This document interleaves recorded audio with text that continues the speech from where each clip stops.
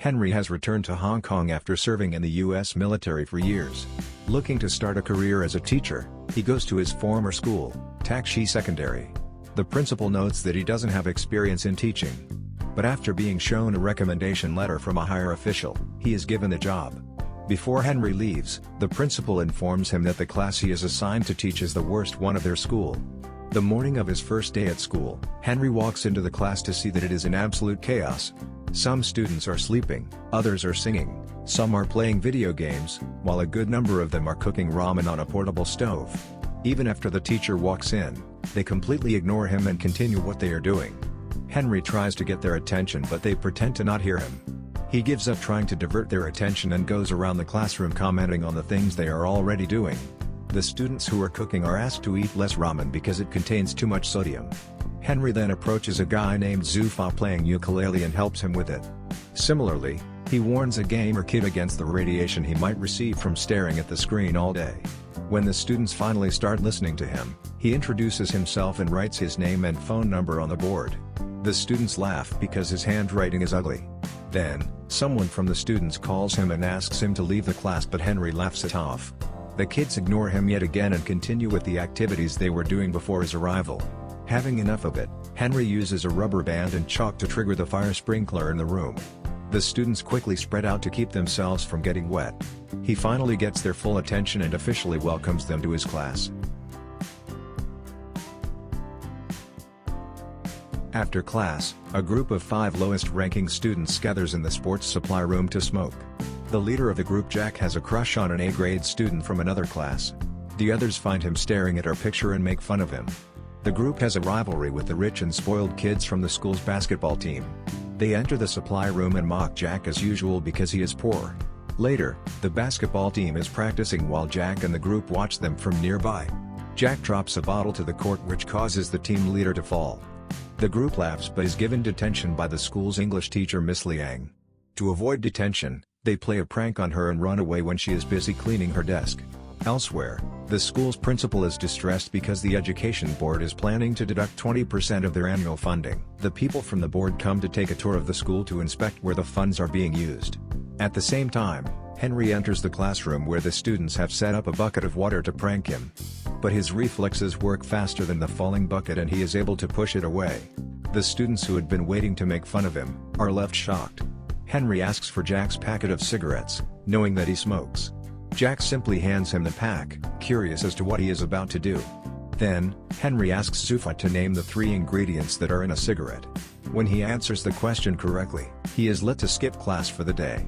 Everyone starts to bang on their desks demanding that they should get to skip class as well. When they stop, he hands them all a cigarette and asks them to analyze it. Henry knows that if he simply mentions the effect it has on their health, they won't take it seriously. So instead, he asks them about the outcomes of smoking cigarettes and explains how tar forms in their lungs. For the first time, they pay attention to the teacher and are actually interested in learning. After the bell rings, he asks them to return the cigarettes and the students reluctantly agree. That day in the cafeteria, the captain of the basketball team makes one of Jack's friend Bruce trip on his leg. This gives rise to an argument between the groups which soon turns into a fight. They throw food and tables at each other, destroying the place. Later, Henry is informed that 5 students from his class have been temporarily suspended for starting the fight.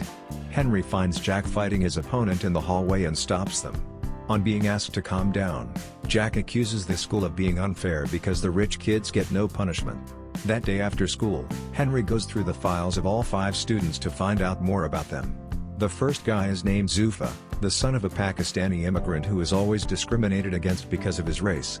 He is often accused of stealing by the policemen in his neighborhood. Zufa's only wish in his life is to become a musician. The second student is a girl named Donnie.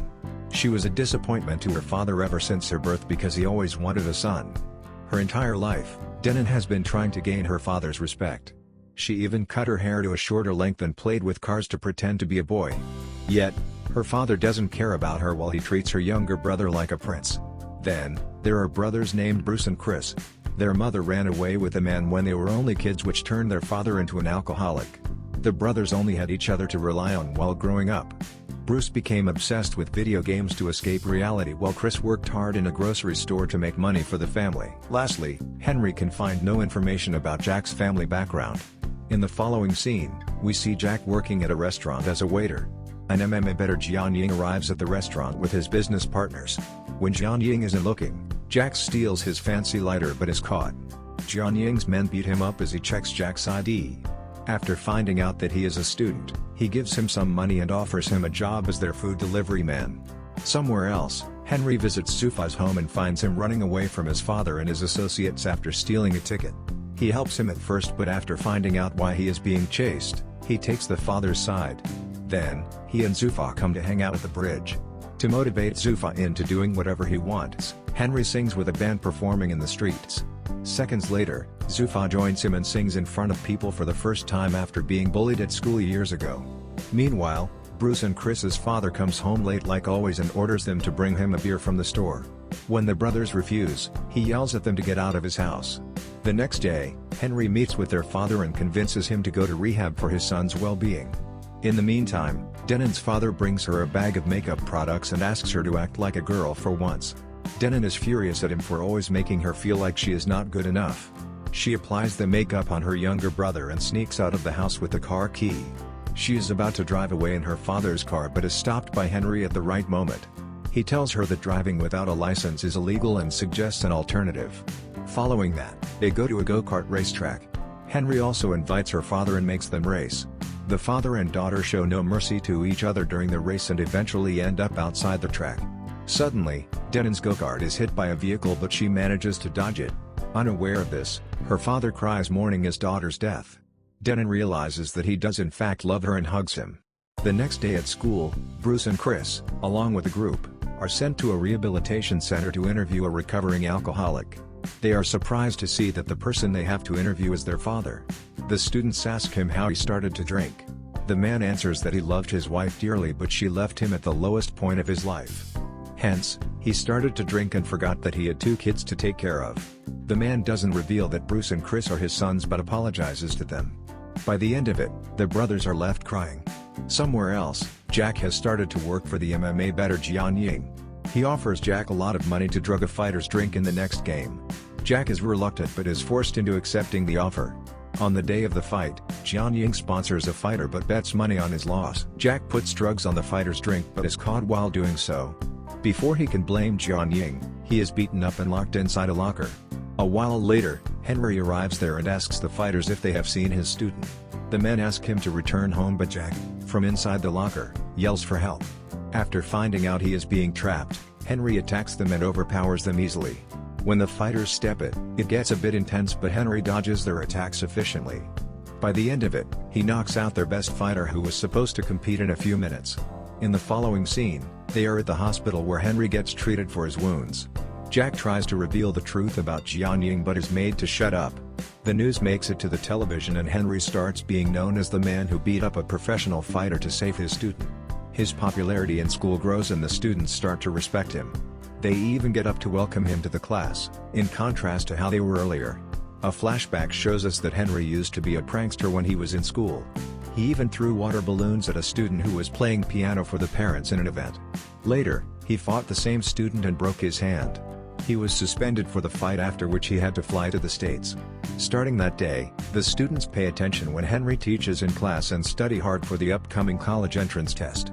Everyone is doing great, except Bruce, who has grown addicted to pills. It turns out that while Chris turned to video games to avoid his family's problem, Bruce started doing drugs. Because he is unfocused, he does very badly in the mock entrance test. Henry promises to help him, but Bruce grows more depressed with time. Eventually, he jumps off the balcony of their house. He is rushed to the hospital and goes into a coma. The media twists the news and blames it on the school and Henry for what Bruce did. The officials from the education board interview Henry and decide to revoke his teaching license. When he packs his things and leaves the school, the students chase him behind, asking him to stay. They are heartbroken by his absence, but they know that they should ace their upcoming test to make him proud. From that day, they study twice as hard to prove to the board that Henry is a good teacher. On the day of the test, Jack, Along with all his classmates get a text from Henry asking them to meet in the school an hour before the exam. When the students gather, they find out that it was Jianying's trick to keep them confined in the school so they won't make it to the examination hall in time. He is doing this to teach Henry a lesson. A while later, Henry arrives at school and finds out about Jianying's plan. He lets the students free and fights all of Jianying's people to stop them from harming the children. They escape and quickly make their way to the examination hall while Henry fights Jianying. While they are fighting one-on-one, Jianying reveals that he was the guy who Henry had thrown water balloons at when he was little. It turns out that since Henry broke his arm, he wasn't able to compete in a big music competition. Ever since the incident, he hasn't touched a piano and blames Henry for ruining his dream. Henry tries to reason with him but is attacked yet again. They struggle to get a hold of a knife. At last, Henry gets a chase to kill him but doesn't do it. He asks for forgiveness for what he did when he was little and walks away.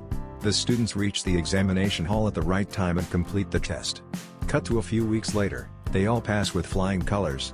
Jianying starts to play the piano again but has a lot to practice before he gets as good as he used to be. Bruce recovers quickly and promises to attend the next year's entrance test. The principal is also delighted because the board decides to give them a 20% bonus fund because their students did very well in the entrance test.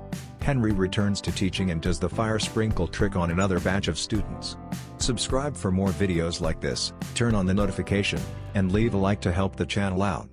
Thank you for watching.